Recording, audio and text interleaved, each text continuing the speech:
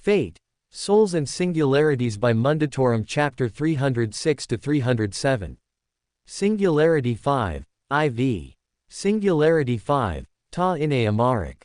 IV, New Passengers. The day had been running fairly slow, he figured. Orders had come for them to pull back, but they had been delayed. His eyes briefly flicked to the ruins of the camp that they happened across, and of the bodies that now surrounded it. A very brief delay, he thought to himself dryly. Captain. He turned to the shout, spotting the approaching man. The gray plume over his left shoulder denoting him as a corporal, the only difference in all their armor is the different colored fabrics. Corporal. He greeted back, mentally going over which corporal it would have been before deciding to forego the problem entirely. Are we prepared? The man nodded. Yes sir, final sweep of the perimeter has revealed no one else hiding.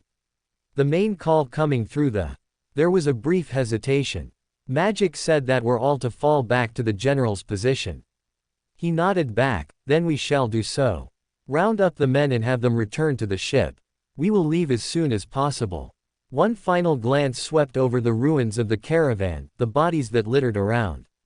It had been a short fight and with no survivors. There had been the passing thought to there being a few children around, but there had been no sign of them.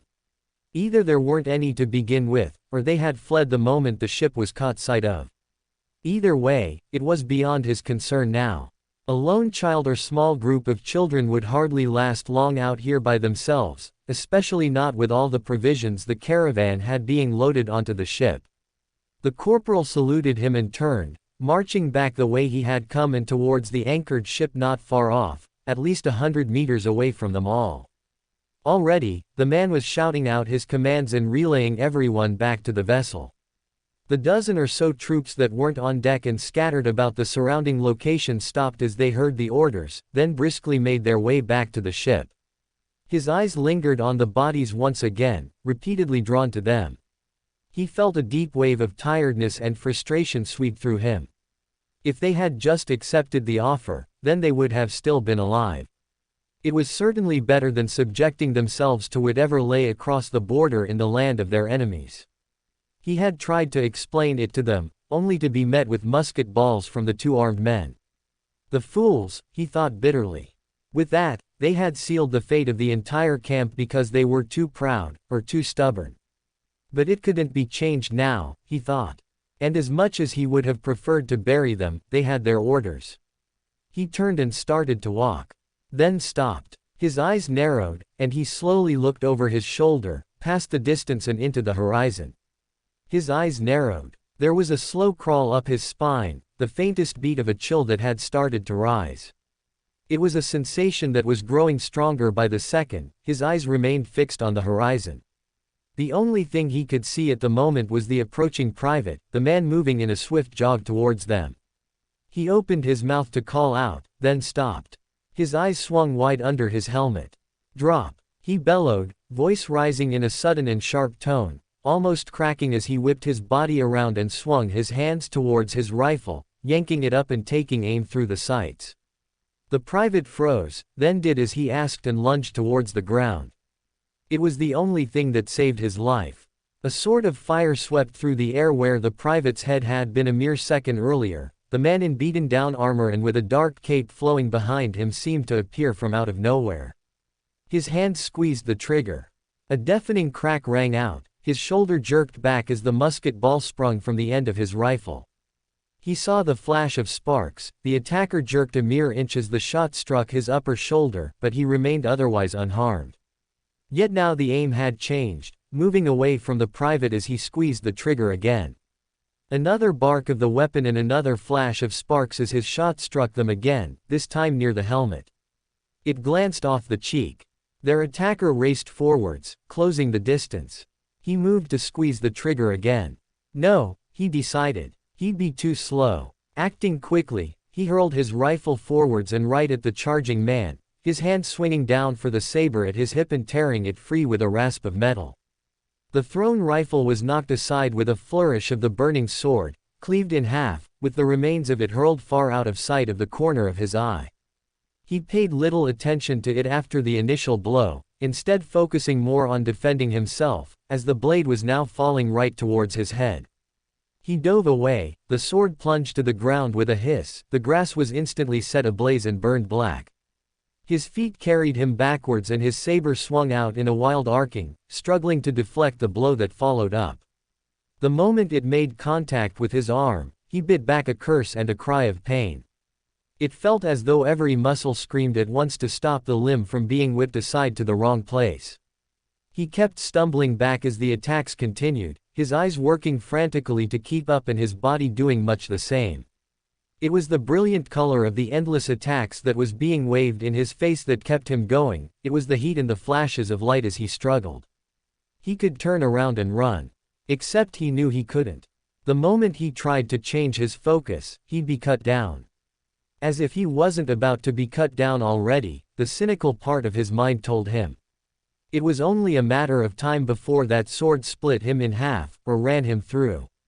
Another swing just barely deflected, but it was a very nearly miss and it took both of his arms to move the sword only a few inches away from running him through.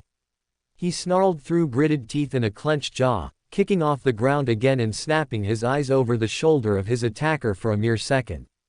That mere second let him catch a glimpse of the private, laying on his front with his hands pushing his upper body off the ground, helmet pointed towards them. If the helmet was gone, he could have very easily imagined the wide-eyed and slack-jawed expression. Being trapped in awe was the last thing he needed. His eyes jerked back down as he swung again, trying to put his attacker on the defensive. The response was an almost lazy swing of the arm, catching his sword and pivoting his whole body along with the blow. He stumbled into catching his footing, moving again and trying to get himself out of range. By now, his attacker was striding towards him, the attacks continuing. Probing as well, he came to realize. It was eerily similar to the training that he underwent when he was given the sword. The way the instructor had done the same to gauge their skill.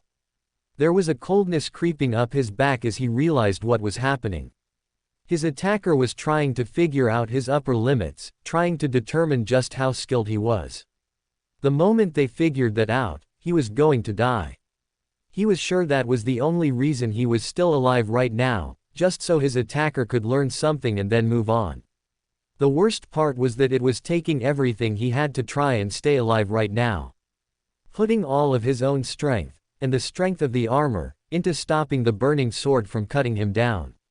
As soon as his attacker figured that out, if he hadn't already, then it was over. He needed to get away as soon as possible. The burning sword was raised up, then fell down. His own sword rose to meet it and was caught halfway through the rise. The blow was bone-breaking, or it certainly felt that way. His legs bent down as he struggled to remain upright, his arms sent screams that reverberated all through his shoulders and into his neck. The burning sword glanced down and hit the ground again, throwing up dirt and charred grass. A boot struck his chest. At least, he saw that it was a boot. His mind told him that it was the kick from a horse. He'd seen it happen, of course, heard the impact and had felt the shock when it had happened to someone else. He imagined that it felt like this, the way his armor made a noise that was utterly terrifying to hear. Next thing he knew, he was flying backwards, his attacker got further away from him.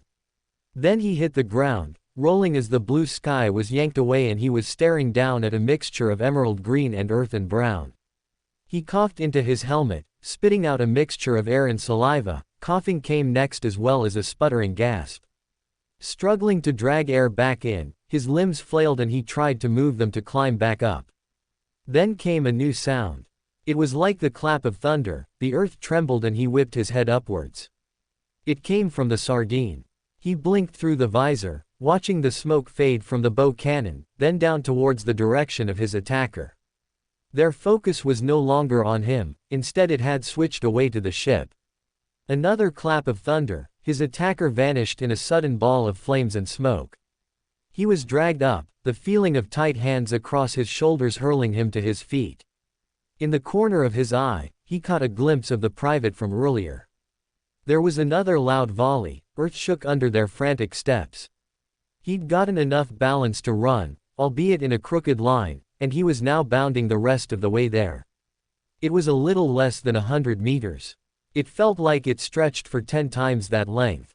The roar of cannons howled again, now sounding much closer. Hauntingly enough, so did the explosions. The private at his side abruptly jerked and stumbled past him with a surprise burst of speed. At first, it looked as though they had tripped. He had to pull his arm away as they toppled forwards, still with his own arm looped in theirs. They dropped face first into the dirt, utterly still. His eyes widened as they focused on the back of the helmet. Breath catching in his throat, gaze fixed solely on the long leathered handle of a knife, plunged right the way to the hilt in the smooth polished metal. Only it wasn't quite so smooth anymore. The immediate area around the hill of the knife had bent inwards. He'd never seen metal bend quite like that before. And, he decided, he never wanted to see it again. His feet almost tripped him up as the thunderous clap of cannons spurred him back into action, the loud reminder that he could not stop moving. The sound of his clattering armor, labored breathing and pounding heart seemed to grow louder and louder by the second. And the ship was still at least 50 meters away. He watched the cannons flash again, aiming for somewhere just behind him. He lowered his head, trying desperately to keep himself running in a straight line. His eyes swung down, his own shadow flashed across the ground, the dark silhouette of his running form bathed under a golden hue. Then he heard a new sound, one that was a distinct rumble like that of thunder. The shadow shrank and also grew darker. There was a roar somewhere above his head, swinging his eyes upwards. The dread which had been building in his stomach grew stronger still, and then it reached an apex. His feet tripped him up, stumbling forwards and crashing flat on his face against the ground, sliding across the dirt. While face down, there was a tremendous explosion. The thunderous clap drew an entire flinch from his body as he tightened himself into a ball. Heat and light surrounded him, his gaze snapped upwards towards the ship. His eyes widened in horror. Where the ship had been in the midst of rising, there was now a dazzling and blinding display of color and sound. The entire hull was banking heavily to one side, a large hole torn right across the bow, shrapnel still raining down as the wood groaned. He could just about make out the sight of the crew running around on deck, scrambling for stations. That was until they vanished under another flash of light. The wood of the hull ballooned outwards, splitting right down the center, then it burst. An image that lasted no more than a second before a golden and burning light filled his vision. His eyes lowered, a hand rushing up to clamp over the visor to keep himself from being blinded. Streaks still pushed through the gap in his fingers, the howling groan of the ship drowning out all other sounds, even his own breathing. No longer could he hear his labored panting, or his hammering heart. Instead there was only the deafening cry of the falling vessel. It didn't fall for long. His fingers parted as it crashed back to earth, the entire ship engulfed in a pillar of fire. If there was anything left of the ship and the crew, then he could not see it for himself. Rather, it looked as though there was nothing left to have even been called a ship at all. Burning embers came plummeting down to earth all around him like rain, his eyes tracking them, or trying to, as they bounced across the earth. Ahead of him, now more than a few dozen meters, was a roaring bonfire of brilliant orange flames. What remained of his ship, the crackle of fire broken up with the occasional loud pop of splitting wood. Dread and horror surged through him as he realized he was likely staring at his own chance for escape go up in flames. His eyes swung about, his whole body turning around. They were there, with the tip of a sword aimed right for his chest. Their armor was as broken and battered as it had looked before when they first arrived, without any new additions to it. He came to the understanding fairly quickly, as his eyes flicked to the darkened cape which still clung to their shoulders. He had gone through all that bombardment and still looked alive and unhurt. It was not that he had never seen such a thing before, but he had never hoped to encounter it without help of his own. His jaw tightened, his eyes lingering on the tip of the sword, waiting for it to lunge forwards and find itself a home within his chest. Instead, it just hung there, held tightly in the grasp of its wielder. Seconds ticked past, the glow of the flames reflecting off the exposed metal plates of the armor itself. His eyes flicked towards the helmet, searching for anything that would have given away the feeling of his captor. No such luck. Their posture was rigid, helmet fixed solely upon him. If he could see their eyes, he imagined they would have held a similarly unbroken focus within them. "The caravan you attacked." He blinked, his attacker had rather abruptly started speaking. His voice was calm, almost cold. "Why?" It took him a few moments to figure out what exactly it was he was being asked. He grimaced behind his helmet, realizing just how close he was to dying. "Standing orders," he said, eyeing the blade once again. "Offer amnesty and safe passage back to the kingdom for those who join us, incarcerate those who are heading to join the enemies." His head inclined in a short and jerked nod, well past the man standing over him and towards the caravan. "They attacked first. They were not much of a threat," the man standing over him said, voice unchanged, save for the slightest hint of dismissal. "Maybe," he said, shaking his head. "But they made their choice. So we treated them as such." The man over him said nothing, blade neither retracting nor advancing. How long was he going to keep this up?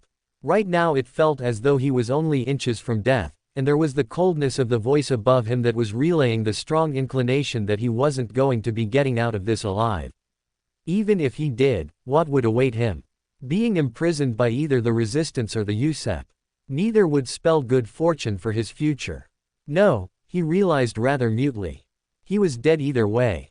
Whether he was killed now, or died in an accident later, he had already failed as a captain of the ship he was charged with, and his complement of Navy men and Army troops had been utterly wiped out. Not to mention the total and complete loss of his ship. His eyes looked to the sword again, resignation slowly seeping through his body now. There was only one real way this was going to end. The helmet above him tilted slightly. "You think you are going to die?" There was a touch of confusion in the words now, he could imagine the eyes narrowed behind the helmet. "I know I am," he said, pressing his lips down into a tight frown. "Whether now or later. I'm bound for death. They'll execute me if you don't." There was a short pause, at least 3 seconds. "Mostly likely." His captor conceded. "Are you afraid?" He'd hoped that the question wouldn't crop up. "Of course I am," he said, fighting back the tremor in his voice. A part of him had hoped to be killed before the fear could really climb any higher, but it was looking to be impossible now. His heart was racing in his chest, and his hands were starting to shake underneath him. He wasn't sure he even had the strength to stand up at the moment, and it had very little to do with any injuries he had sustained. Behind the man now, he could see a ship closing in. Larger than the Sardine, but not by much. His eyes moved back and forth between the two. "What now?" he asked. His captor returned his head to its original position. "You do not need to worry about that." He didn't get the chance to ask anything else. He saw the sword in front of him suddenly glow a brilliant white, then his vision darkened immediately after. Welcome to Fanfic Audiobook, your go-to place for immersive audiobooks. If you enjoy the content, don't forget to like the video and subscribe to our channel for more amazing stories. And please support the author by link in description. Sheathing his sword across his back, he spared the smoldering body no more glance. Turning and marching back towards the caravan, examining the bodies more closely as he approached them this time. Ritska and the others had come to a stop not far from the remains of the battlefield, the ship casting a long shadow across the plain, but not landing. Ash ignored them as well, coming to a complete stop across from the bodies. They were scattered about in all manner of positions, only 2 of them had any form of weapons, and from what he had seen, they had very little in common with the ones he had seen wielded by the soldiers of the boat. The Sardine, the absorbed souls told him as he pried through their memories. Headed by Captain Lewis O'Grady. There was more information to sort through, and he set aside the knowledge that he obtained. There would be plenty of time to sift through it when they were underway again, for now his focus was elsewhere. He leaned down, taking hold of one of the cast-aside muskets from the defenders and giving it a cursory examination. It held no sign of mystical tampering or even blessings from any opposing force. Not like the weapons wielded by the now-dead patrol. His eyes narrowed. He had been correct enough when he said they were not a threat, but he had not anticipated just how little a danger they truly were. Throwing the musket back down, he frowned behind his helmet at the bodies, turning his eyes between them and the still burning remains of the patrol ship. There had been no reason for this to happen. None at all. Yet it had. The words of the dead captain filtered through him once again. The lack of mercy towards enemies was something he could understand, yet did this even qualify as an enemy force? It held more in common with desperate people trying to defend themselves from a perceived danger. He stepped around the oldest of the two, a man with graying hair, and another younger man, looking to be in his mid to late 20s. Moving further through the sight, his eyes wandered to the upturned caravan, and the sight of the dead woman strewn out of it. She was half flopped out, a puddle of blood staining her clothes and trailing to within the back of the cart. She'd dragged herself there and then succumbed. Ash narrowed his eyes. Something about the trail stuck out to him. He walked forwards, advancing on the back of the cart and leaning down. He squinted towards the end and the seating.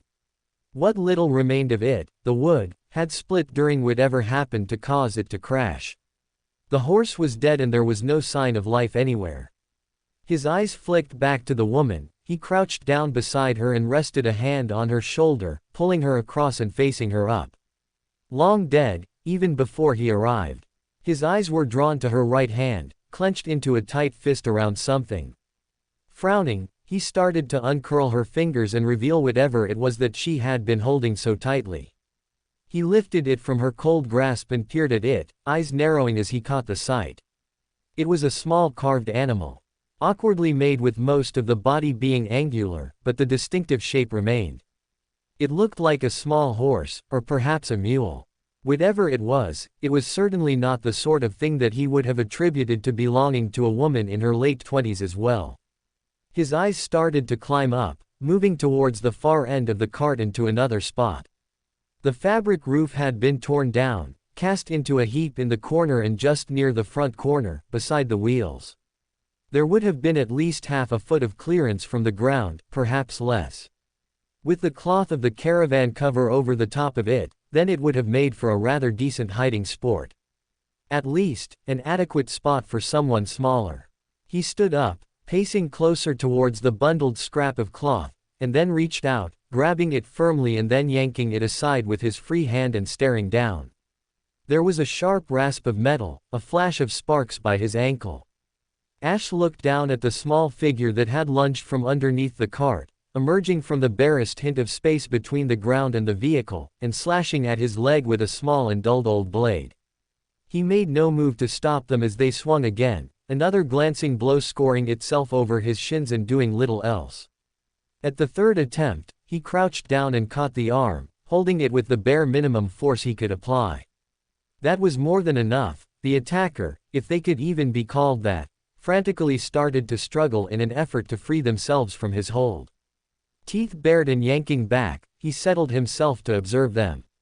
It was a child, a little thinner than he would have expected them to look, but not overly so. Most of their face was covered in mud and their clothes were wrinkled and dirtied, hiding away most of the original color and style of the tunic and shorts. It took a second glance for him to decide that it was a young girl, likely no older than 8.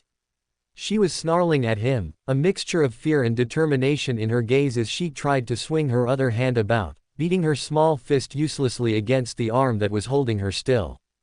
Her body started to try and pull away, desperate yanks as she changed tactics to just try and run away from him. There was no progress there either. Ash kept himself still and silent, holding her and waiting until she exhausted herself. Her eyes swung back to his own, wide and red.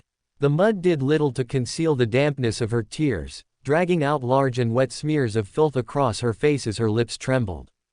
There was a flash of fear and despair creeping through her eyes. She tugged at his arm again and again, yanking with even more strength than before. "You can't get away," he said, pointing out the obvious. If she hadn't realized by now that her efforts to escape him weren't going to work, then he needed to explain it to her more clearly. She was still fighting him, giving no indication she had heard anything he said. He opened his mouth again. She threw back her head and squeezed her ears shut, her mouth going wide and then letting out a terrified wail. Ash cocked his head. She was crying now, crying loudly as well. Whatever pent-up feelings she had before this moment, they were all spilling out now. "Mommy," she cried, pulling again at his hold. It was much weaker now. Whatever strength she had was long since fading, now putting all her effort into a distressing cry. The knife in her hands was only barely held between loose fingers, it slipped and dropped to the ground. He tracked its movement and then returned his attention to the young girl. She was still crying, of course. Her head pointed upwards, fresh tears pouring down her cheeks. "Mommy!" she cried again, swinging her head around in a desperate effort to find her mother. His head froze as she caught sight of something behind him, then she tried to lunge past. "Mommy!" Her tone was more frantic now and mixed with a tinge of hope, pulling and scratching to get past, the sight of her mother again apparently bringing about a fresh reserve of energy within her. Ash frowned at her, not that she could see. "Your mother can't help you," he said calmly, "she is dead." The girl gave no indication she heard him. "Mommy!" Again, she begged and cried, the hope draining from her voice. "Mommy! Help! Daddy!" He realized that she would not stop. Not until she was shown definitive proof that her parents could not help her. Ash stood up, then turned. Advancing first towards the body of the mother, pulling the girl alongside him in step until they were right in front of her, he kept his steady hold on the child as she tried to lunge past him to reach the cold body. He looked down, first at the body, then at the girl. "Your mother is dead," he said again. The girl's cries fell silent. Only a wet whimpering sound broken by a crackled snort came from her, her head fixed on the sight. "She cannot help you." The girl was silent for 7 seconds. "Mommy." Her voice was quieter, wounded. She tried to step past him, but couldn't get. "Mommy. She's hurt, Mommy.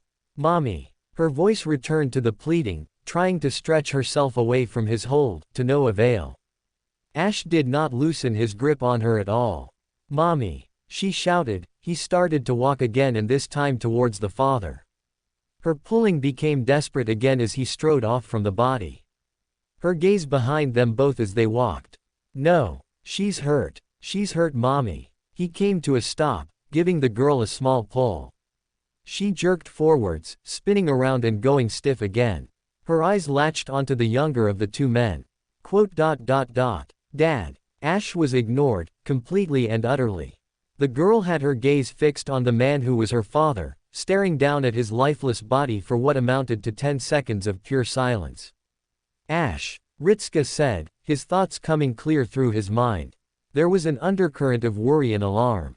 "Yes," he replied back, turning the brunt of his attention away from the girl when it became obvious that she wasn't going to do anything else but stare. Her efforts to escape had completely stopped, now she was completely still in his grip. "What's going on down there? We saw the explosion of the ship, and I'm staring down from the railing at the moment." The tone of voice was more cautious now, edging on a blunt question, but not quite there yet. Ash turned and looked up, squinting at the sight of Ritska leaning over the railings of the ship and looking down. He had clearly neglected to mention that it was everyone present on the deck that was looking down. The attention of the crew divided between both him and to the burning wreck far behind him. "I have found a survivor," Ash said, already quite sure that Ritska could tell as much. "You can bring them up here," Ritska said, his tone more urgent and alarmed. Ash accepted the command, then turned down and stared at the girl, giving her a slight pull and moving her closer towards him. Her eyes remained far from his own, her face barely even turned in his direction. Still, he gave her the same warning he gave to everyone else. "There will be a short discomfort," he said. The girl was still silent. He dragged himself along with the spell, the dazzling white light lifting him away from the spot he had been standing upon. In the next second, there was the thud of his boots across the wooden decking, the girl in his grip stirred ever so slightly. For a few short moments, there was a silence. Ash brought his head up and turned his gaze to the deck of the ship, now he was the center of attention. Partially at least, most of the eyes were fixed on the young girl that he was holding onto. "I assume we shall bring her with us?"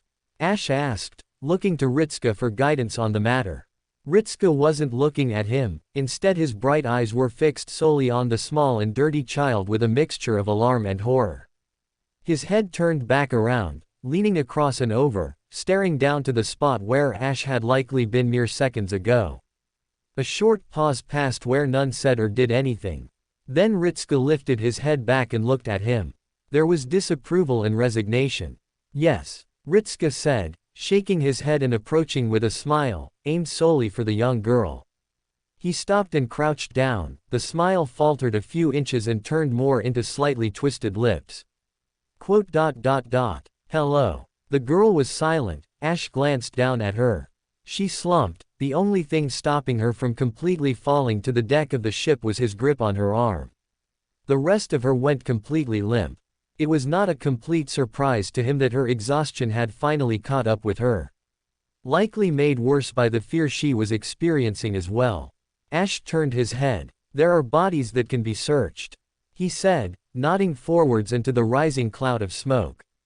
At least before that is spotted and noted. I believe Da Vinci said she wished to study the equipment, did she not?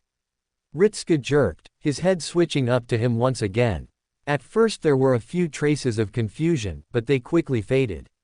She did, Ritska said, eyeing him for a moment and then looking down to the girl. He stood up, turning towards Fyun. Is there anywhere that we can take her to rest?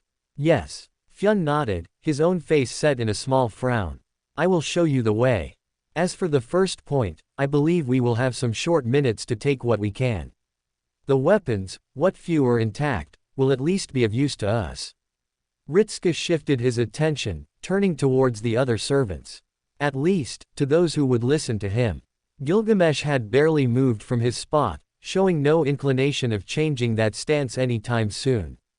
You heard him, Ritska said, pointing over the railings and down. We don't have long, so grab the weapons and some pieces of armor to bring back. Ash leaned down as Ritska spoke, changing his hold on the girl and wrapping an arm around her midsection, hoisting her up and tucking her in a small carry. She barely weighed anything. Fyun beckoned for him to follow. Though he was not so far that he did not hear the words of Bedrick. And what of the girl's family? The man asked, voice even. Do we leave them for the carrion? Ritska's response was a few seconds slower. I don't know if we have time to bury them. I can set them in their cart, Bedrick said, and then burn the bodies. I can do that much. All right, Ritska said, sounding almost relieved. Please. Fyun opened the door ahead of them, leading to the lower deck. It was only a short few steps, a narrow space with barely any lighting. The man gestured for them to turn, heading back across and towards a series of hammocks strung across the interior from one side to the other. Boxes and crates haphazardly resting between them at irregular intervals. Were hardly suitable for a child, Fyun said, breaking the otherwise silent walk with an almost casual remark. Ash glanced around, giving the interior a quick assessment. It will do, he replied, and there is little room for complaint. If we were not here, then she would have died. Yes, Fyun murmured, his voice quieter and more somber. I suppose that is true. His voice contained regret but no surprise.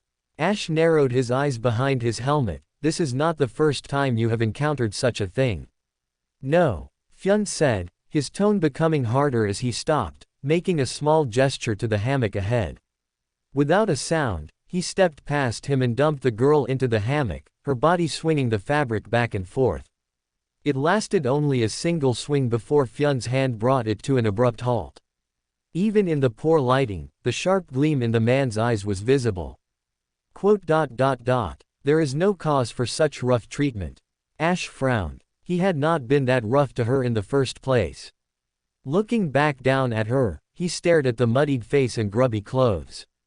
Then his eyes moved again, raising up his other hand and slowly opening his fist, staring down at the small carving of the animal he still held. The one that probably belonged to the girl. She would likely want it back, so he set it down atop her and turned away, moving to step back the way he came. He stopped at the second step, turning back around slowly, then staring down.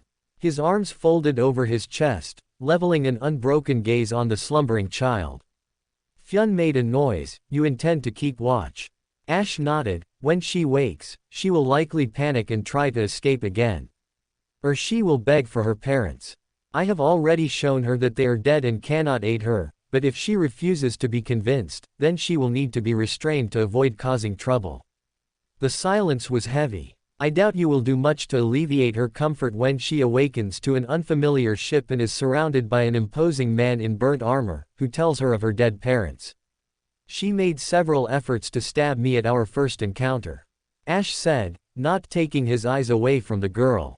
It was little more than a statement of her past actions. She was no threat to anyone, likely not even Ritska, and she no longer had her weapon upon her. All it proved to him was that she was aggressive when threatened, and little else. Besides, Ritska had seen her now and he was more accustomed to giving out comfort to others than he was. Rather, Ash had no idea where he would even begin in that effort. All he could do was be here when she woke, to make sure that the situation was explained to her clearly. Whether she actually understood anything that he told her was a completely different problem entirely, but that would be none of his concern. His eyes moved partially, enough that he could see the vague silhouette of Fyun in the corner of his eye. The man had not moved, and Ash could feel the hard gaze on him. Faint light beams shone through the meager gaps in the wood, barely enough to give some lighting. What little there was, however, was more than enough for Ash. Fyun was casting him a stare that was difficult to read. He seemed almost reluctant to speak, his eyes narrowed and his lips were drawn back into a tight thin line. Fyun watched him for a few breaths longer, then turned his head and silently crept back through the hold. It was not until he was back under the steps to the outside, where the rays of the world outside fully brought his body into the light, that his head turned back down and stared at him.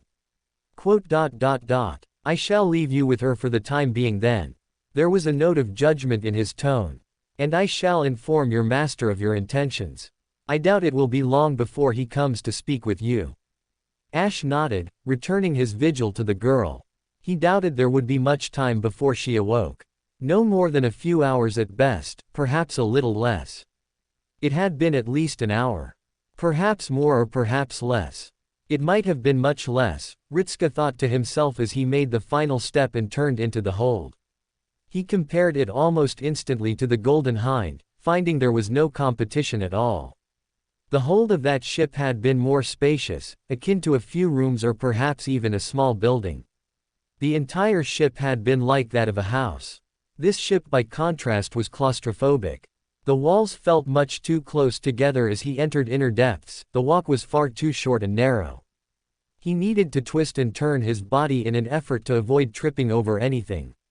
His eyes lingered on the few crates that he passed by, some loaded with weapons while others contained something else entirely. Most likely food. Ritska frowned, his eyes turned ahead of him. It had been only a few steps and now he was standing right next to Ash, looking past them and down towards the sleeping girl. She was young, now that he got a good look at her. There had been such a rush of emotions when he first saw her that he hasn't acknowledged much beyond the fact that Ash had come back with a child. A child who had promptly passed out. But he saw her now.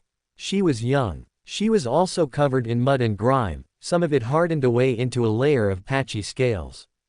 Ritska frowned. She'd need a bath, or at least her face could do with a good scrubbing.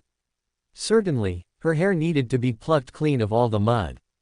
How is she? He asked, his voice echoing all around him. It only served to fuel that belief in the trapped room. Ash grunted, arms still folded tightly over his chest. She lives. He said nothing else, nor did he give any indication of what he was feeling. Not that Ritska had come here expecting a long list of what she had been doing since she was brought down, but Ash had been the one to volunteer for this assignment. Ritska had been fine with it on the grounds that Ash had wanted to do something. Yet coming down now, he could see that he should have managed his expectations. Ash was rather literal with his words. He said he would watch her. And apparently, that was all he had done. I see, Ritska said, frowning to himself. Fyun said she tried to stab you. Ash nodded, she did. Glancing blows off my armor with an old rusty knife. Little danger to me, and you would have disarmed her with ease. While he was grateful that Ash had the confidence in his ability to fend off an attack from a girl who looked no older than 8, that had not been quite what he meant. He glanced across, eyeing the helmet of the Avenger and waiting for him to say anything else. There was a distinct lack of any words. Nor did he make any further moves either.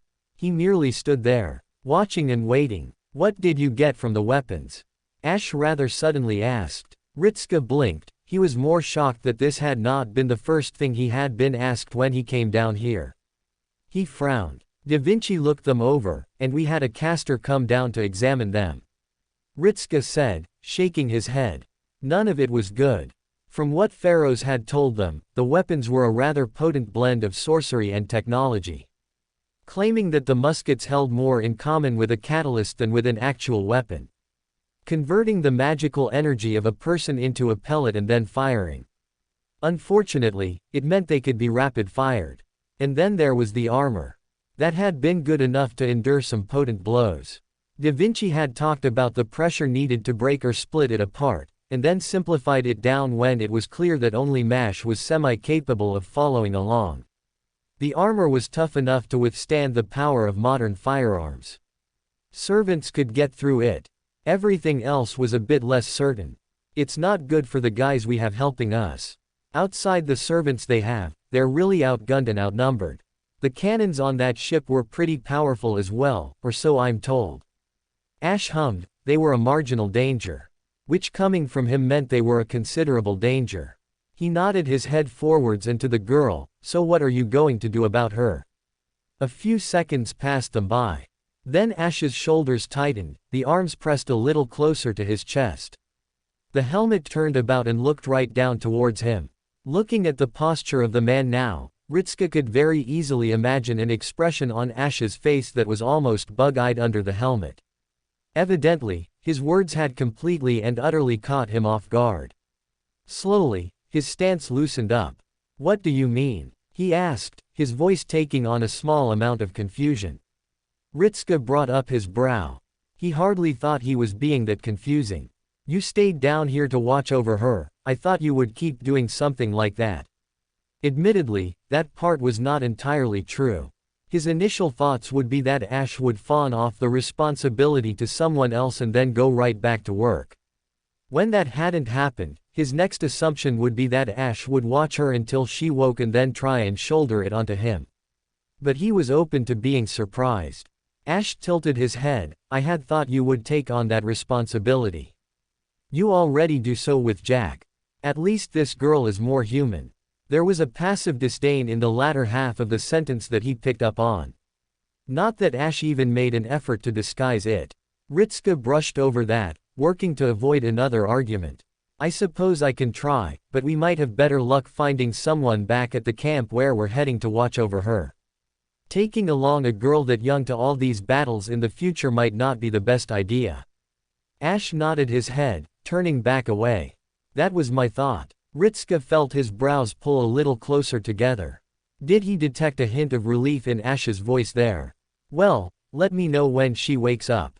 I'll ask Mash to bring out some ration bars for her and some fresh water. He hesitated for a moment, eyes flicking towards the girl in her grubby state. Maybe find something to clean her up with.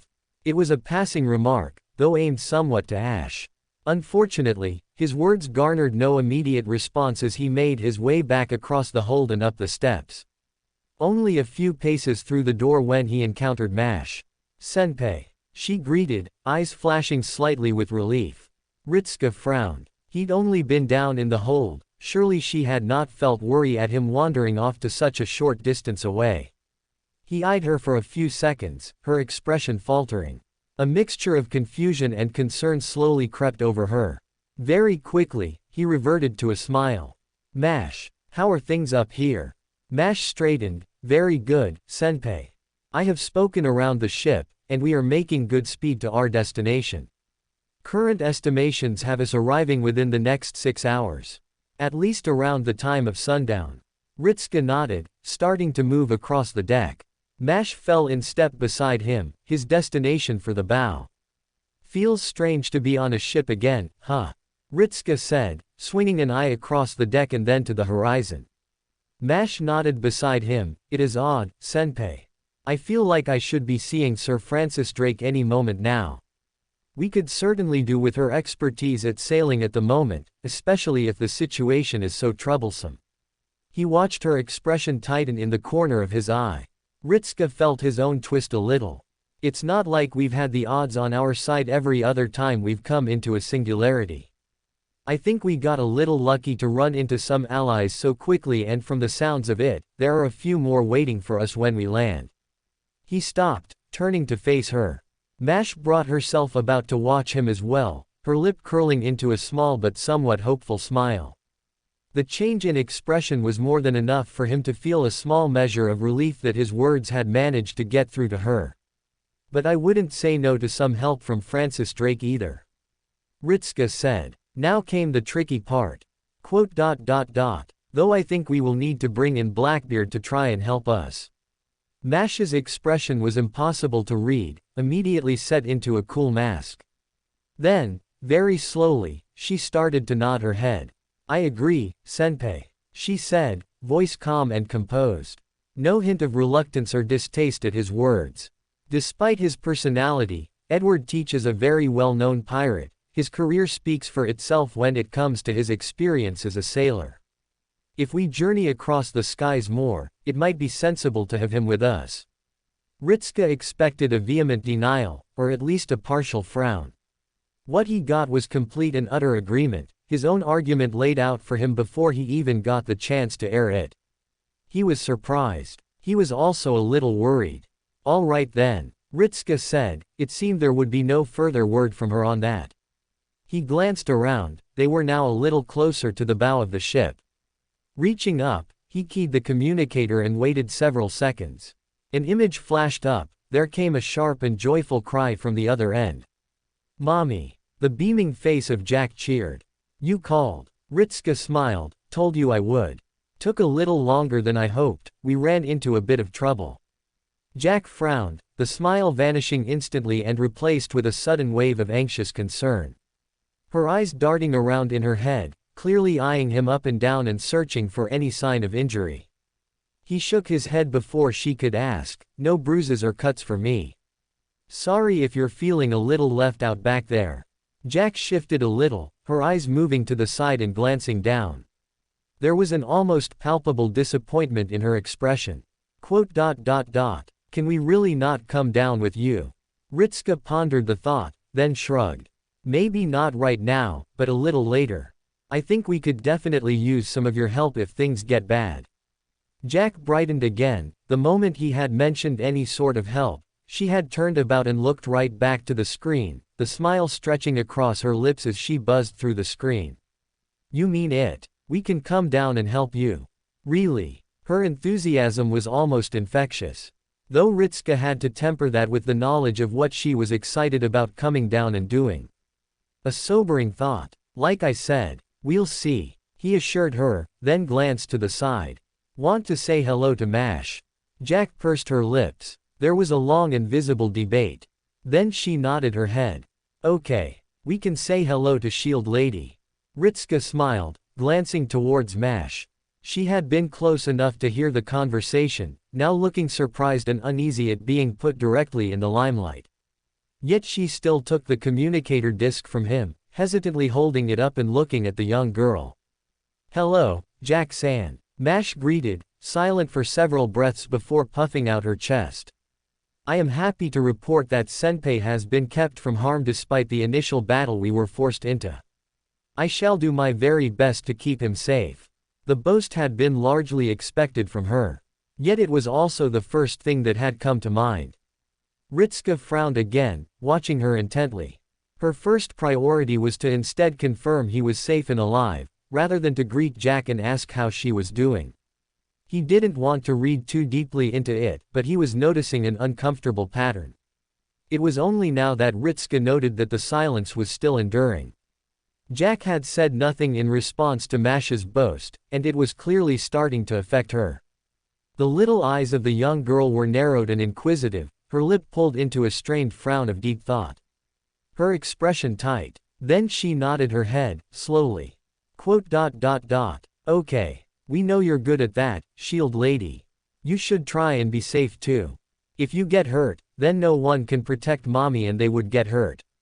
Mash stiffened, then hurriedly nodded her head. I know, but there are definitely plenty of servants who could protect Senpei. Ritsuka frowned at her quick dismissal.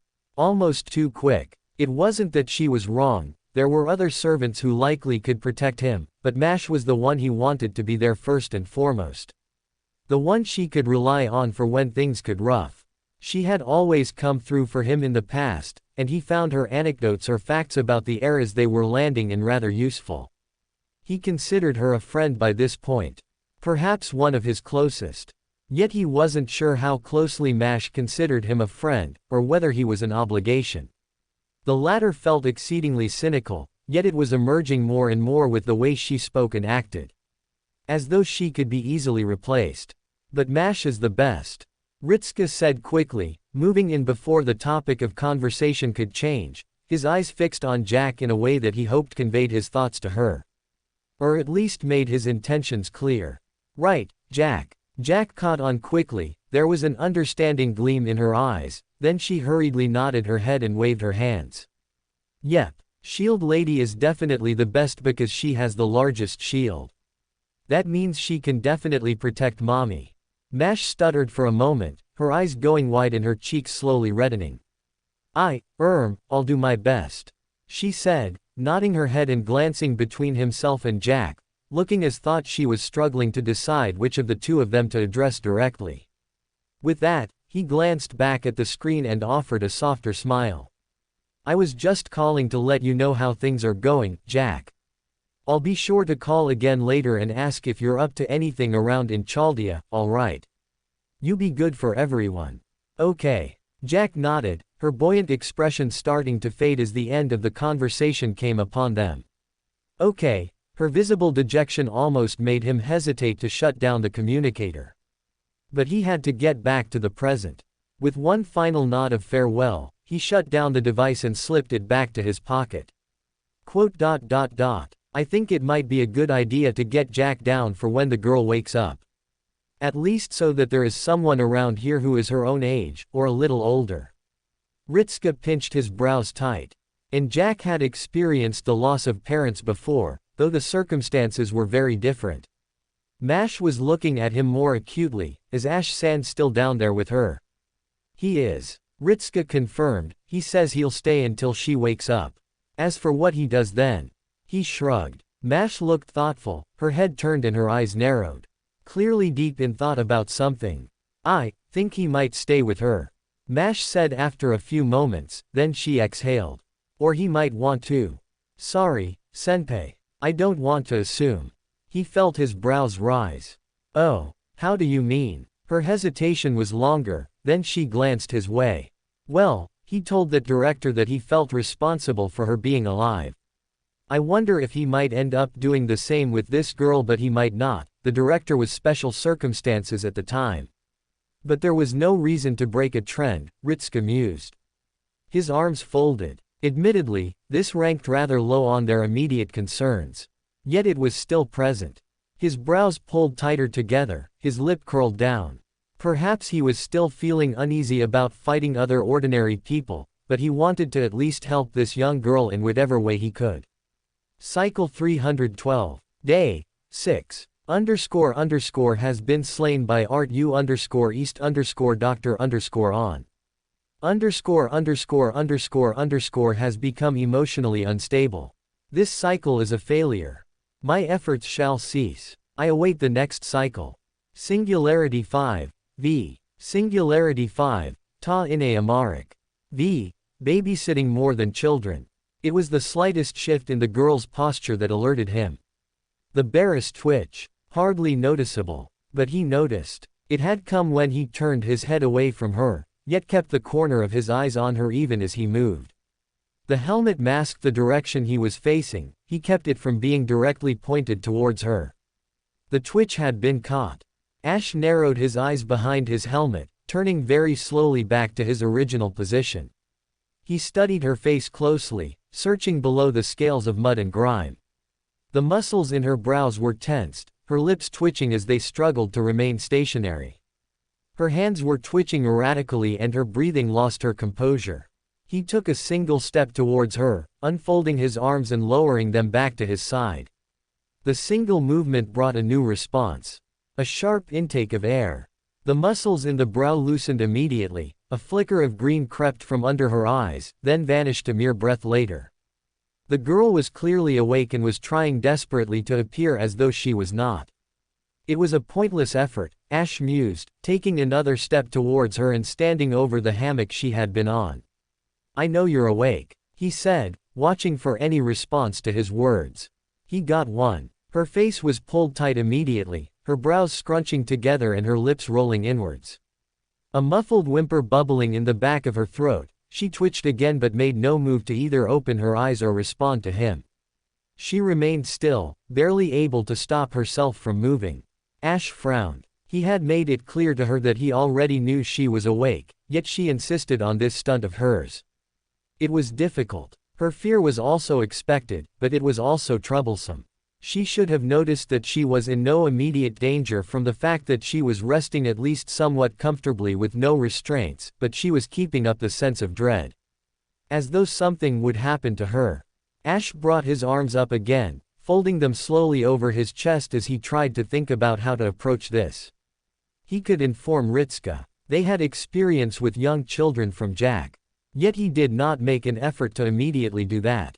Ash was quite certain that if Ritska came down here, the girl would respond to his presence with the same level of fear and dread. Doubtless, it would cause some manner of hurt. Or at least another distraction as Ritska diverted attention to try and calm the girl down and get her to stop fearing him. It would take time. Time that was better spent elsewhere. At least until the girl was sure she was in no immediate danger, Ash would remain here. Which meant he would need to explain it so clearly that even someone as young as her could understand. "Girl," he said again, louder and more stern than before.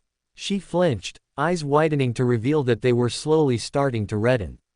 The faint gleam of fading light in the room was bathing it in darkness. Ash frowned and stepped to the side, holding out his left palm and curling his fingers. A gout of flame sprung to life in his palm, bathing them both in a low hue of orange flames. The eyes of the girl, the dull green orbs, instantly flicked across and centered themselves on the fire. Her eyes widened and she pressed further back into the hammock, breathing growing faster and more frantic. Ash frowned. It was neither the result he expected, nor was it one he was particularly happy with either. "It is merely so we can see," he said, holding the flames away from himself and her. Her eyes remained completely fixed on the extended hand, the terrified expression remaining carved across her face, showing no signs of actually hearing what he was saying. Or if she did hear him, then she clearly did not believe him. He felt his brows pull closer together as he considered his next steps. This would certainly be a good time to bring Ritska down. Yet if he did, then Ritska would likely come to the wrong conclusion about this situation. Explaining that would take time as well. And her expression of terror was eerily familiar with another face and growing unease with flames, one that he was sure would disturb and disgust him if he did not resolve it quickly. "I control it," he said again, closing his fist and snuffing out the light. The room dropped into darkness immediately, only the faint beams slipping in through the gaps of the deck providing any light now, and they served only to bring out bare details of whatever happened to be underneath them. Not nearly enough to actually see very well, but he could still hear her. There was another sharp intake of breath, a small whimper escaped her. The sound of movement had him bring the flames back out to find her. She had pulled herself closer, hugging her knees tight to her chest and burying half her face into her now folded legs. Her eyes were streaming tears down her cheeks, the previously dry mud started to soften, and her gaze was filled with dread and grief. Ash frowned. "You are away from immediate danger," he said. "You are on a ship. Understand that there are those on board that will fight to keep you safe." He knew that Ritska and Mash would do that. Others he could only make guesses for, but those were the two he could confirm. For another 7 seconds, the girl was silent. "I want mommy," came the muffled and watery whisper. Ash shook his head. "She is not here. Both your mother and father were killed along with another. I arrived and pulled you from the wreckage, though I am sure you recall the efforts you made to wound me." His words went unheard as the moment he reminded her of her circumstances, her head was buried into her knees, another wave of tears and whimpers pouring out from her. He nodded his head down to the small shape at the corner of the hammock, thrown free from her movement. That was what I could recover. I assume it belongs to you, he said, giving no special attention to her tears. The girl whimpered louder, the knees parting for a brief moment. Long enough for him to catch the green of her eye peering out through the gap and catching sight of the wooden carving. There was a blur of movement, her hand shot out and snatched it up, drawing it back to herself and holding it tightly in her palm. He was correct, he mused to himself as he watched the girl for a few moments more. The sobbing had grown quieter, but still remained a backdrop sound. Ash waited another few seconds, at least for her to stop crying entirely. She did not. As I said, Ash began again, you are in no immediate danger that can be sensed. Take what time you need. Others will be down shortly to speak with you and ensure you receive food and care. His eyes roamed over her muddied face. She had not turned to him or given any sign of acknowledgement to his words. Yet he had not expected anything. So far, she had proven to be quite lacking. His brows pulled together, discomfort worming its way through him at her continued responses. Or the lack of those responses, he should say. "Do you have a name?" he asked again, something that he could provide to Ritska.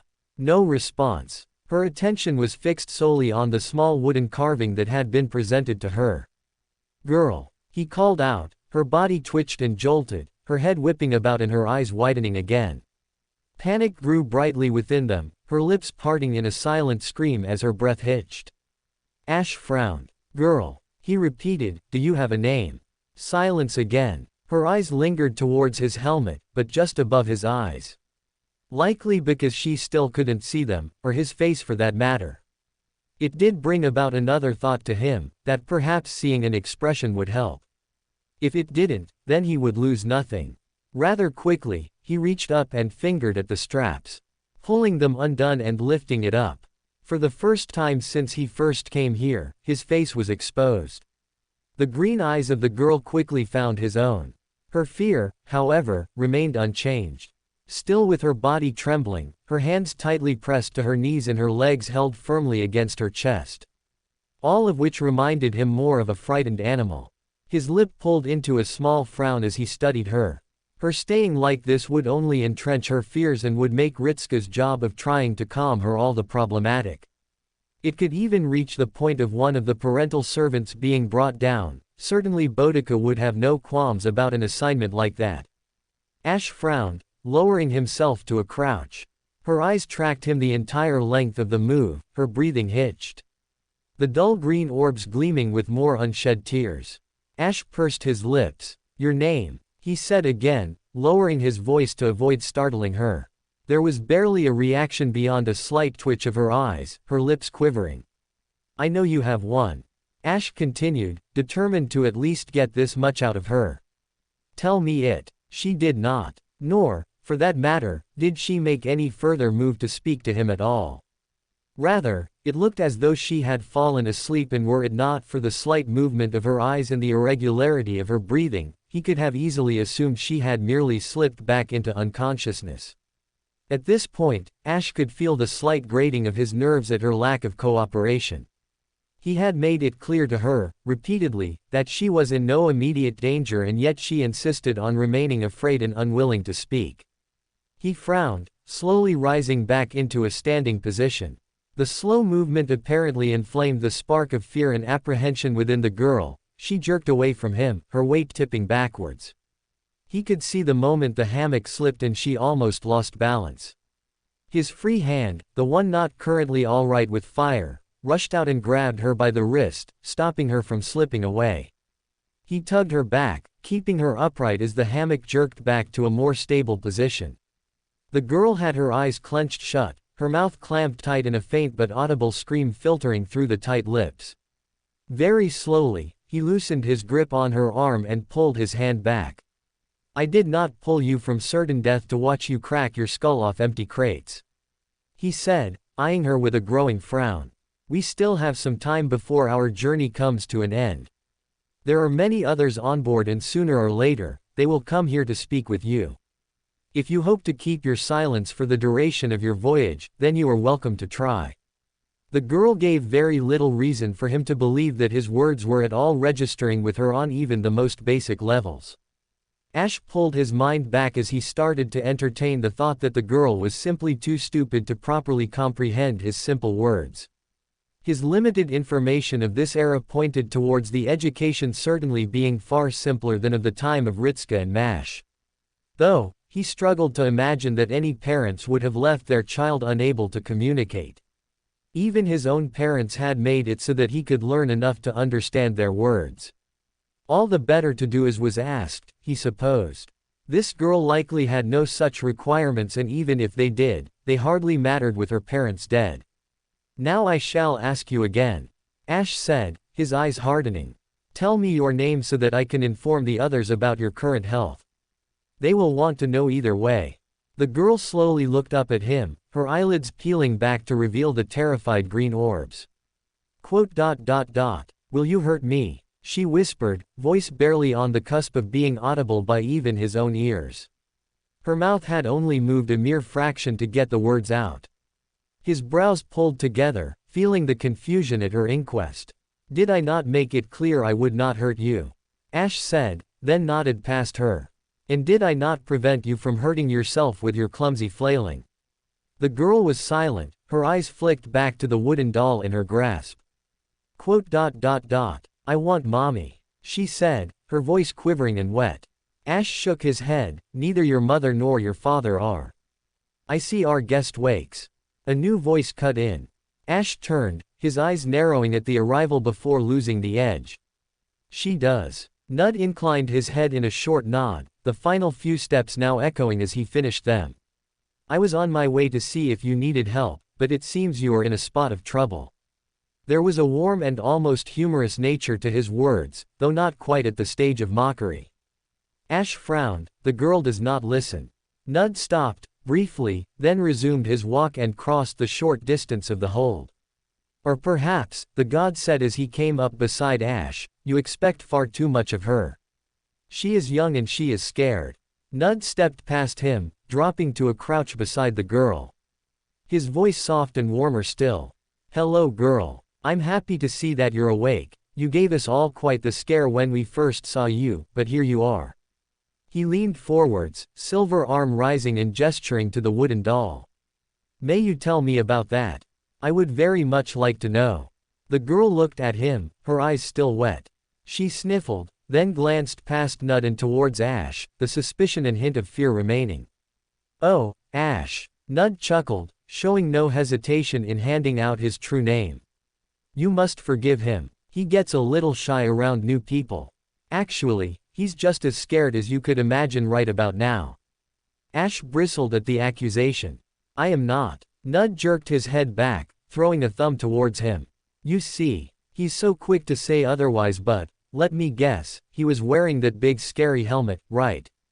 He does that so no one sees his face and can tell how anxious he is all the time. Ash felt his jaw muscles tighten at the continued slander, his eyes narrowing. Really? The girl asked, her eyes flicking back to him with rising incredulity. But he's scary. Nud finished, nodding his head. A little, but there are a lot of scary things about. He tells me how frightened he was when you jumped out and tried to hurt him. Scared him an awful lot. Another lie. Ash ground his jaw together. He turned his gaze away from the pair, his eyes narrowing in confusion. What was the purpose of making him appear so feeble and weak to the young girl? He had been trying to convince her she was safe. Now Nud was convincing her that he was more useless in a battle than she was. I get the feeling that you're scared too. Nud murmured, sitting down on the floor in front of her. I'd be scared as well, waking up alone surrounded by people you've never met before. I want mommy. The same demand came, now more pleading.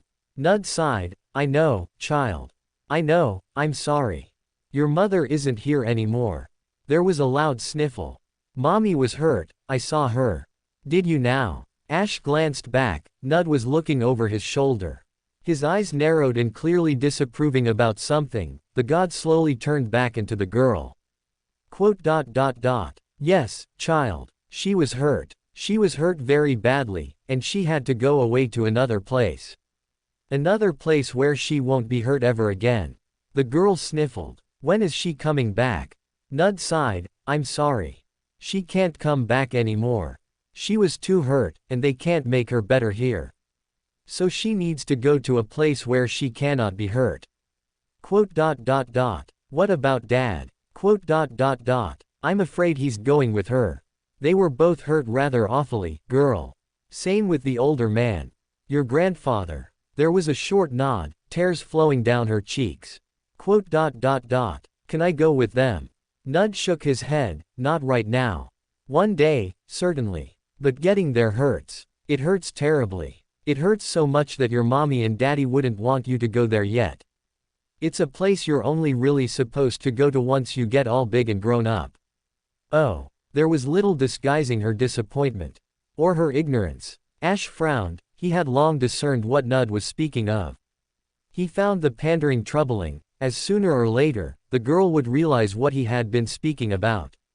If she did not already have some clue for what he had said when he brought her before her parents' bodies. His eyes narrowed at the back of Nud's head. Yet the god continued, I will say that your mommy and daddy will want you to get all big and old first. So we're going to help out and make sure you can get big and then really, really old so that you can definitely go and see them again. The girl fidgeted. Nud gestured again to the wooden carving. Now, first and foremost, would you tell me about this little fellow? You're holding them so tightly that I'm a little scared. Another slight shift of her posture, doubt and unease trickling across her face. Nud gasped, loudly, and tapped the front of his forehead, and where are my manners? I never introduced myself. That was awfully silly of me. My name is Nud, child. Can you please tell me what your name is? Gina, she said, her voice slightly louder than before, though still with notes of sadness. But at least she gave a name. Ash nodded his head slowly, then turned to move away. Don't be shy, Ash. Gina isn't that scary. He stopped only 3 steps away, performing an about-face turn.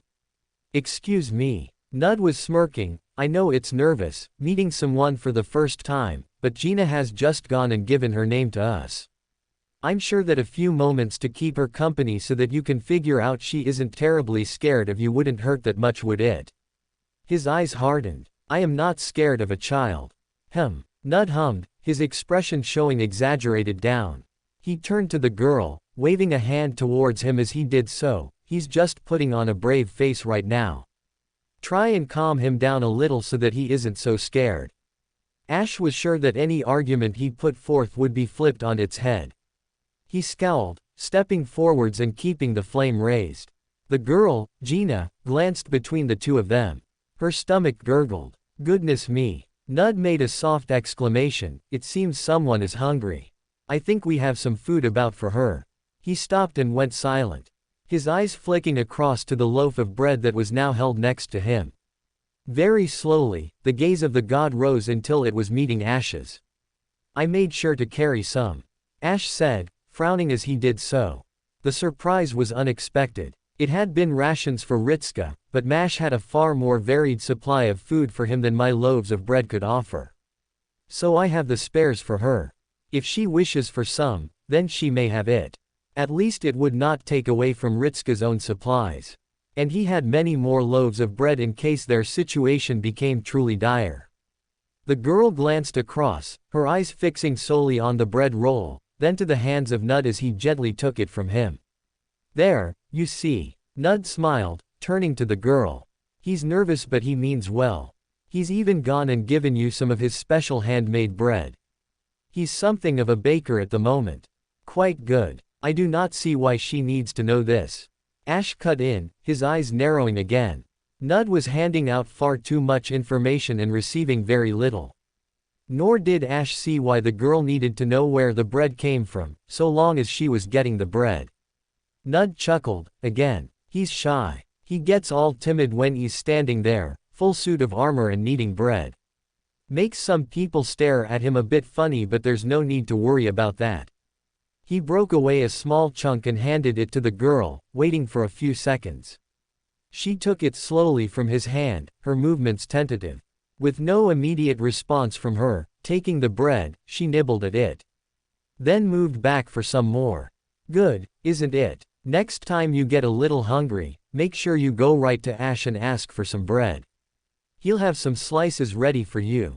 Ash frowned, glowering at the blond man. He had never agreed to that.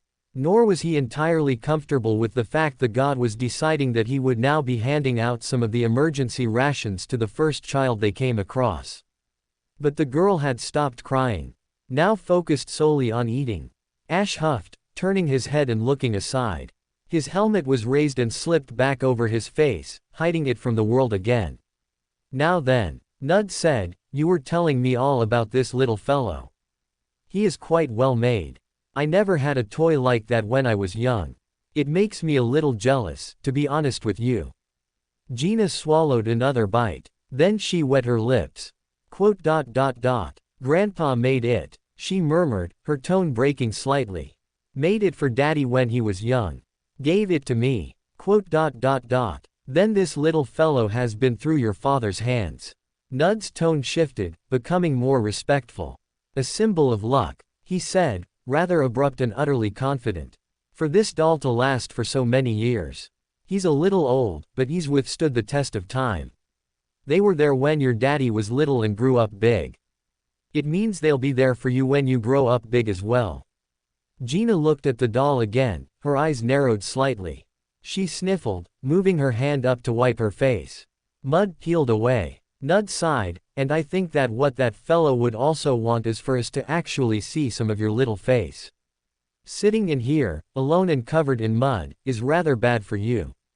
Since you're up, there might also be others who want to make sure you're alright as well. Ash was moving to turn away again. Ash can take you. This time, he was stopped before making it even a single step. His brow twitched, his head turned about slowly.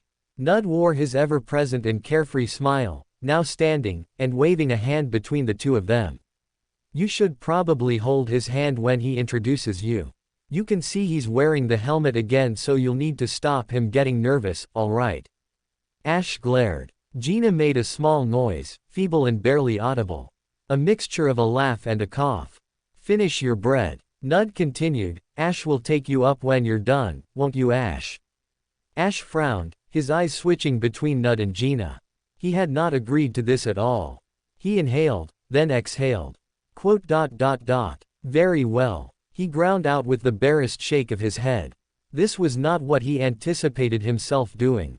Good. Now I'm just going upstairs. Make sure you tell Ash all about the adventures of that little doll so that he can tell me. Ash blinked, turning his head as Nud jogged past him, still smiling. The man retreated to the floors above. The two of them were left alone and in silence. Ash could feel the frown on his face return in force, growing tighter of his face. His head shifted positions, turning a few degrees until he could see the girl again. Very slowly, she broke off another pinch of bread and started to chew it, her eyes lingering on him. Yet the fear was gone, or at least subdued. Nud's words clearly had some effect. Though certainly not the type he had been hoping for. I am not afraid of you. He said again, feeling the decisive need to end whatever assumption she might have had. The girl drew herself back, her eyes widening again and the unease settling back as though it had never truly left her. Ash frowned, watching as the work of Nud was undone in a matter of seconds. He sighed, his shoulders dropping as they lost their tension and his head hanging low. Not for the first time, he found himself questioning quite how Ritska was capable of achieving as much as he could with the confusion that came with all of this. So far, he had found he had done nothing wrong. Yet Nud had come down here and with a few short sentences, and directed mockery, had managed to calm the girl enough that she had not only given out her name, but also started to eat food as well. Though both were directly related to Ash himself and neither was with his permission. With a slow and frustrated shake of the head, he turned and rested himself against a nearby crate. His eyes drifted up to the small glint of metal above. The rounded form of a lantern. Ash brought his burning hand towards it, flicking open the latch and holding out the flat of his heated palm to the interior.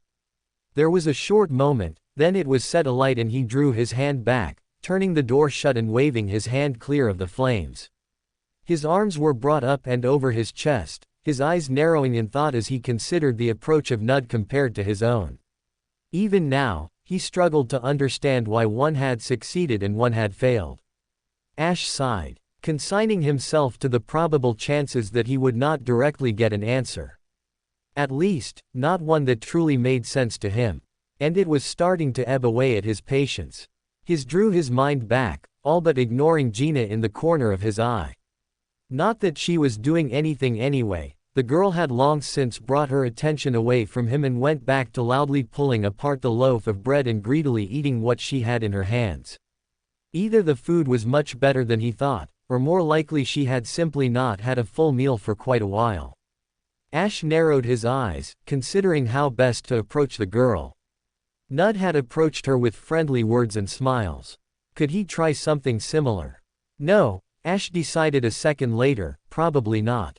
Even if he did try, the first impression would likely linger during all of it, and he knew that his lack of sincerity would eventually be seen through, if it was not immediately done so. Failing that, he doubted Ritska would wholly approve of the fake act that he would put on.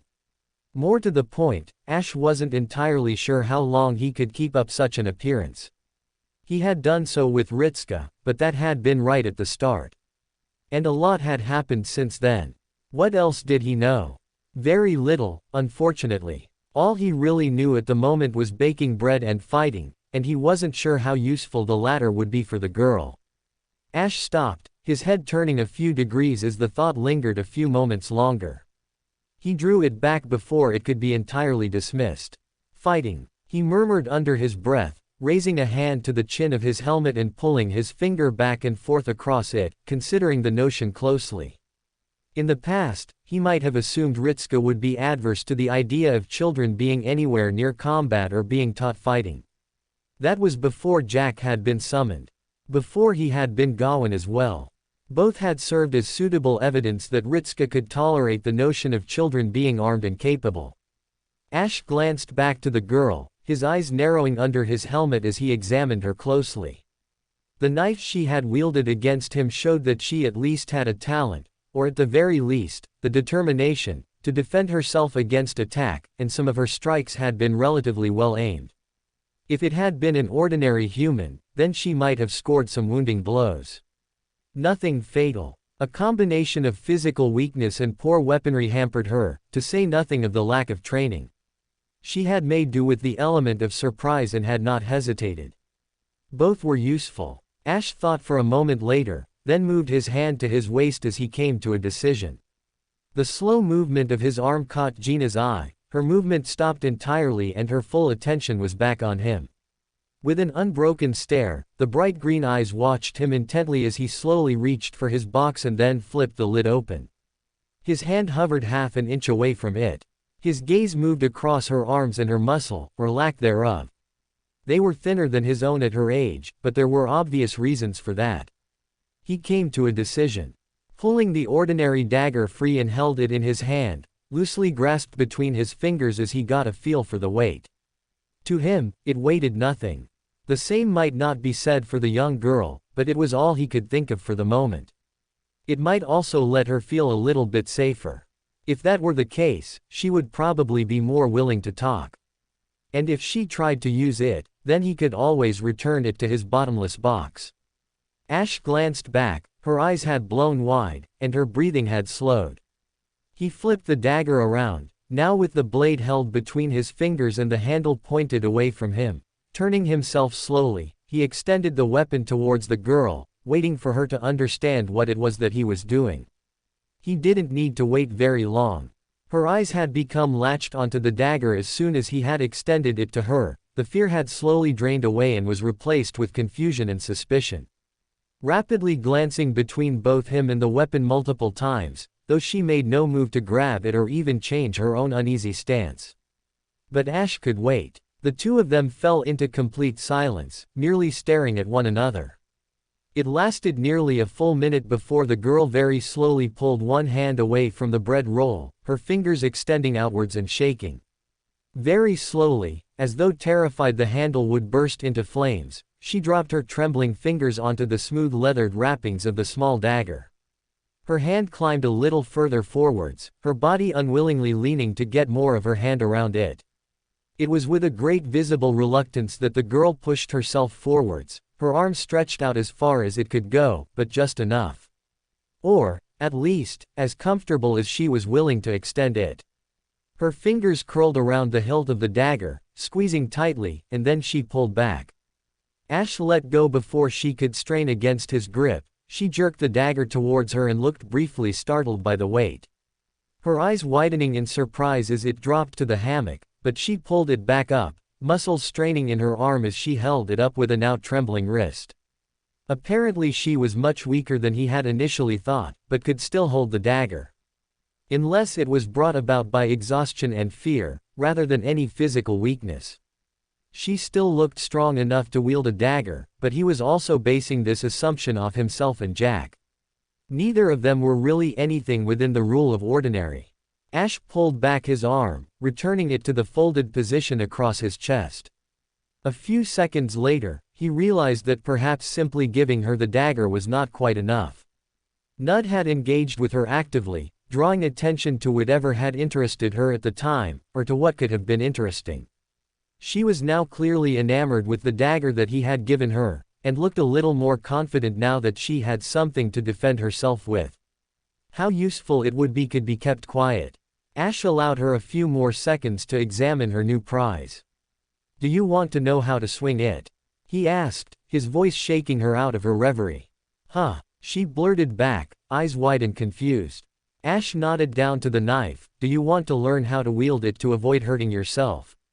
There was a sudden flash of irritation in her eyes. "I wouldn't hurt myself." She sounded indignant at the mere suggestion of it. There was a curl of her lips as the frown started to blossom across her face, but there was also a slight hesitation as she spoke. It was more than enough for him to realize that even she was not entirely sure how right she was with that assessment. The lack of confidence was more than enough for him to decide that she did need some lessons. Ash frowned behind his helmet, pointing a finger towards her.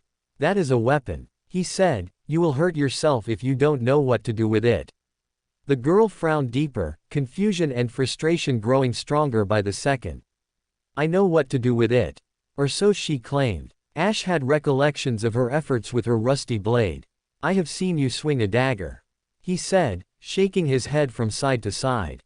"You do not." The reminder of his experience with her brought about a sharp flinch. All too quickly the fear and unease flooded back through her gaze. She leaned back and hunched her shoulders tightly against her neck.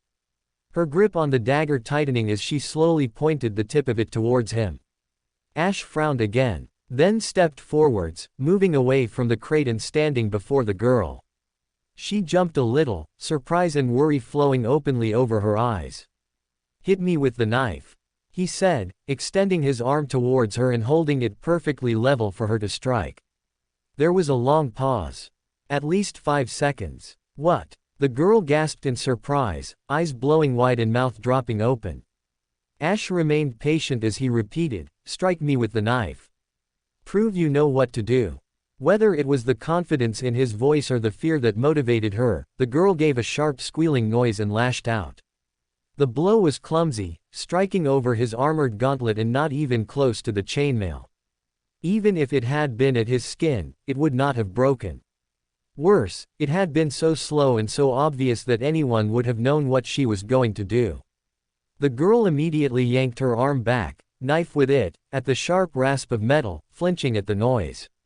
Was she also afraid of the sound as well?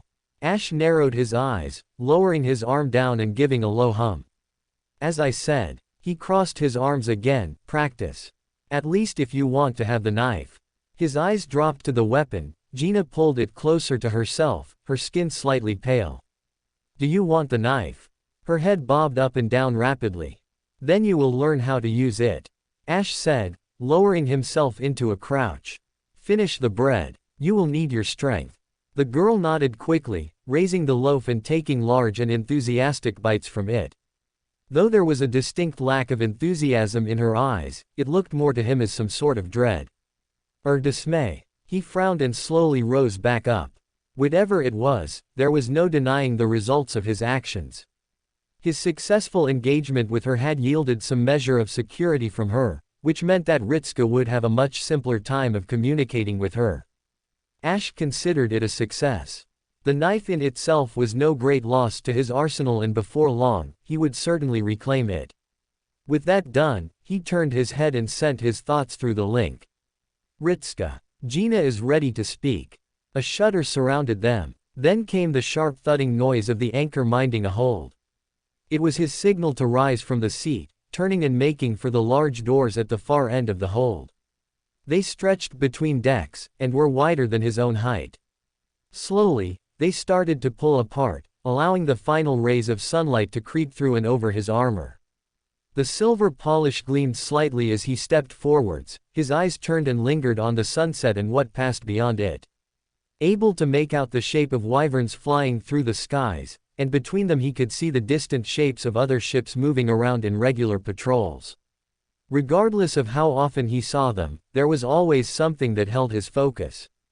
He had seen plenty of ships before, and he had seen his fair share of wyverns and dragons. But he had not quite seen anything like this. It was a formidable army to look at, and they fought as well as they looked. His attention returned to the ramp. He moved forwards. Heavy footsteps accompanied him as he made the final approach to the cobblestone path, the hue of fading orange sun vanishing behind the large imposing spire before him. His eyes rose, squinting as the large spines that pulled from the side of the structure. The black spire was as imposing as he recalled. With a short inhale he made his way forwards. From all around him, there was the march of troops and the distant shouts of changing guard. He watched it all out of the corner of his eye, picking up every detail as he did so, and continued on his way for the spire.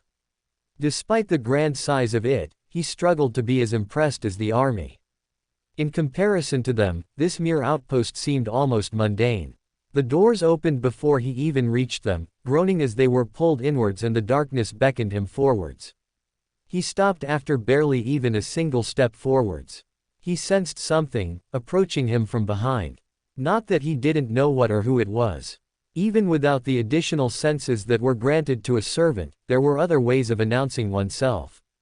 Powerful thudding steps across the wooden ramp and the slight creaking that the deck gave from the marching figure. The long gusts of powerful breaths. All of which were utterly dominated by the long booming laughter that followed, more than enough for him to turn his head with the clear knowledge of just who had started their way down to follow him. His eyes moved towards them, his expression even and unchanging. It had not taken long for them to arrive, and he had planned to wait for them in the chamber. Apparently, Ryder had other ideas. Saber. The tall man cheered his title, spreading his arms wide. Across his face, there was a large smile. His lips peeled back to reveal bright white teeth, and his eyes almost aglow in the dimming light around them. There was a reflective twinkle under the sunset. If he had looked hard enough, perhaps he could have seen it in the mont's eyes. He didn't look close enough. Rather, he barely looked at them for more than a few seconds. Easily enough time for the man to take the final few steps from the ramp and stride towards him. It wasn't exactly a quick walk, nor did he really need to rush. The long steps he took were more than enough to close the meager gap between them. And then he stepped right past him. "Come along, Saber. We have a report to give." He frowned, staring at the back of the retreating man for a few seconds. His eyes narrowed. Ryder's voice was far too jovial for his liking, certainly not for the level of danger that they currently faced.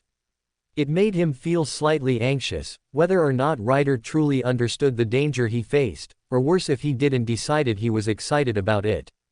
He could understand that there were always some servants who found joy in battle, though he wasn't one of them. After a few moments, and a few more meters of distance between them, he resumed his own pace towards the towering spire before them. Ryder had stopped by the door, making a rather exaggerated turn to face him, waiting patiently for him to come up beside them. By the time he arrived, he could tell there was a slight change of expression. The smile was still there, but it was smaller. More reserved. The eyes had changed, narrowing slightly and focused on something else. Thoughtful. It was only now, he noted, when they were out of sight, that he saw the change in expression and the slight creeping of what he could call caution. Ryder turned to the doors as they opened. "You fought the Chaldean servant then. The one you were set to target," Ryder said, his arms moving to fold over his chest. He thought that had been clear. "I fought them," he confirmed, the frown returning to the memory of the short fight. "Though I could not finish them." Ryder gave out a low hum. "Did you expect to?" He was silent for a few seconds, then shook his head. No, he had not been expecting it would be quite that easy. If it was, then he would have thought his presence unneeded. Especially if it did not relate to him directly either, but he could see the slight weakness in his foe. The strength was not quite as great as he had feared. At least, not in swordplay. In other matters, they were everything he had thought and more. Ryder hummed, raising a hand and rubbing his chin as he stepped into the cold and dark of the inner spire. Saber followed. Abruptly, feeling the frown vanish at the silent challenge and observation this place always seemed to give him. He wasn't quite able to discern why it was, but every time he entered, it always felt as though there was someone trying to read his expression. Discern his inner thoughts from gazing at his face. He had years of practice schooling himself to prevent that. Strangely enough, the rest of the walk up the spire and to the summit was in silence. It caught him by surprise. He had never thought there would be a moment where the man behind him would offer no stray comment or mirthful witticism, but here they were. The urge to frown grew again, but he stifled it down. His eyes, however, strayed across to Ryder every few moments. They showed no such compulsion to hide away their expression or their ponderous face. If he did, then he simply didn't care to do so. Saber glanced at his tightly wound features. Did it have something to do with the damage he had suffered during the engagement? He had certainly heard the lightning blast and had seen the ship crash, but there had been news of a second attack not long after. Apparently, the fleeing troops had run right into a scout ship and slaughtered them to a man. Scavenged some of their weapons and armor as well. He felt a slight tightening of his fists for a few short seconds as the thought returned to him, then it loosened again. Dwelling on that would achieve very little, and he knew that sooner or later, they would emerge again. It was the nature of their kind, after all. Still, it was hard to ignore the fact it was his own failure in slaying them before they escaped which had directly led to the deaths. And with each death, it only served to fuel their existence further. In that regard, he was determined to put them down quickly. He stopped at the final doors, his eyes glancing between the two guards as they snapped to attention, then quickly moved to unlock the passage for them. All in complete silence and with neither command from himself nor from Ryder beside him. As soon as the doors were opened and silent, he stepped forwards into the large chamber. It was sparsely occupied, not even a scrap of furniture or decoration. A frigid and lifeless room, filled with only the faint blue lighting of whatever magical spell brought them to life and the cold metal walls. A lone object of interest lay opposite them, a large mirror which stretched from one side of the 10-meter-wide wall to the other. Smooth and polished so perfectly that his reflection was without fault. He approached, coming to within 2 meters and then stopping, his arms held stiffly at his side. He could see Ryder come up beside him, even the small grin that he had worn up the way here had shrunk further, now into a barely seen curl of the lips. More in line with a passive expression than anything intentional. He could tell from the eyes of Ryder that his focus was elsewhere, still preoccupied with whatever thoughts he had been considering on the walk up. The mirror rippled. The surface tension broke like a stone dropping into a pond, the movement flowing across as the image distorted. No longer showing his reflection, but instead presenting him with an entirely different image. The wall transformed, as did the designs. Now there was a tall series of steps leading towards a small and simple throne. As always, the decor remained the same. If the chamber he stood in at this moment was unwelcoming to visitors, then the one on the other side of the mirror was as passively hostile to them as possible. Towering walls of cold black metal climbed half a dozen meters before curling over. The gleam of the black metal bouncing the icy white lighting of the magical lanterns. It was not nearly enough to fully illuminate such a massive chamber. Any guests there would have been forced to squint to have even a hope of getting a clear image. Not that there was much to see. Without a shred of decoration, all that occupied the room were the sharp rising steps and the barely shadowed throne. Furthermore, it would have been common for such a large chamber to house an equally expansive court. Not in this case. In this case there was not one present to be seen. Except for the figure at the summit of the stairs, sitting upon the simple throne. She had no lighting upon her, and yet she was visible despite the creeping darkness of her barely illuminated chamber. As though she radiated her own light, but there were neither shadows nor shading over anything. Her hands rested on the arms of it, her posture relaxed and utterly in control. His eyes moved to her expression, it was cold and vacant. There was nothing for him to read, whether she was pleased or displeased was impossible. Snow-white hair flowed down past her shoulders, running across her back and almost down to her knees. There was no doubt that if she had stood up, they would have rested only a few inches higher at best. Cold blue eyes set themselves upon him, lingering for several long seconds before peeling themselves away and drifting towards the man beside him. If he had any inkling of unease at being stared down, then he showed none of it.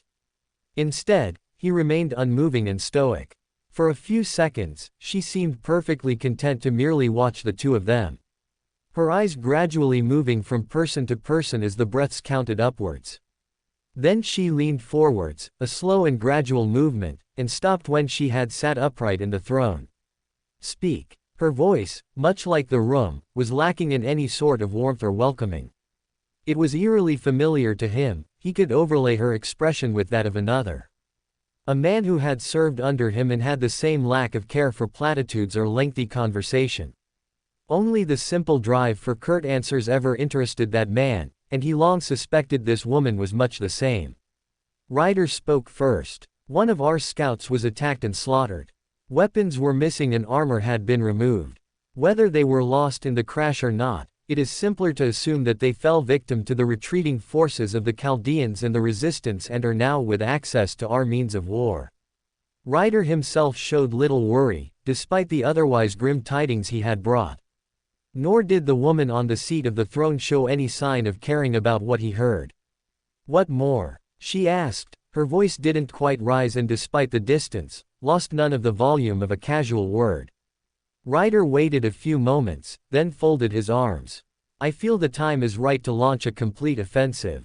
With the Chaldeans present, and your own warnings, I believe this is a chance we have been waiting for, before they can unite with the Usep. Saber pursed his lips. He did not agree that the Chaldeans would ally with the Usep. For the simple reason of what they had traveling with them. For that matter, he did not consider much life left in the resistance groups either. For what little remained of their forces and their dwindling number of people, they had perhaps a few weeks of life left within them. That had been before the Chaldeans arrived. Now, he would measure their life in hours. Saber. His eyes rose back up. She was looking right at him, her head inclined. You have something to say. He frowned. There was a slight hint of knowing in her voice, and though her expression had not changed, he could feel the slight difference in the intensity in her words. She already knew that he had something to say. He realized, she was just waiting for him to put them out. I am not party to this conflict, he said, but it should be a first priority to eliminate the beast and his master. They represent in clear and present danger to not just your own forces, but those of your enemies as well. He took a deep breath. This was it. If they were smart, they would accept his words. If not, then it made their role far more challenging. She spoke before he could get a word out. You would ask us to present a truce until the Chaldeans have been eliminated. He nodded. Yes, that was what he was asking. 7 long seconds ticked past. Her cold and unblinking eyes remained firmly upon him. Then she leaned forwards, moving slightly further from the throne. Easing herself upwards and then out of it entirely, standing at the top of the stairwell and with her arms loosely held at her side, her hair flowing freely down and falling behind her pitch-black dress. That will not be necessary. He frowned. It sounded like arrogance to him, or worse, overconfidence. He would not deny that she was powerful, he could feel how strong she was from even this scrying spell, but this was an entirely different matter. Something that he knew he had plenty of experience with. They might not be the same manner of beast, but it was still the class that was worthy of dread. So I shall make no official degree or make efforts to reach out. Her eyes remained solely on his own. Though if you should come across any forces during your excursion, you may pass along your worries to them and see what comes of it. He knew he was receiving permission, or a version of it at least, to try and gather forces together. Yet that would be the extent of it, and it would only come about if he was the one to try and unify them. This move of hers was particularly foolhardy.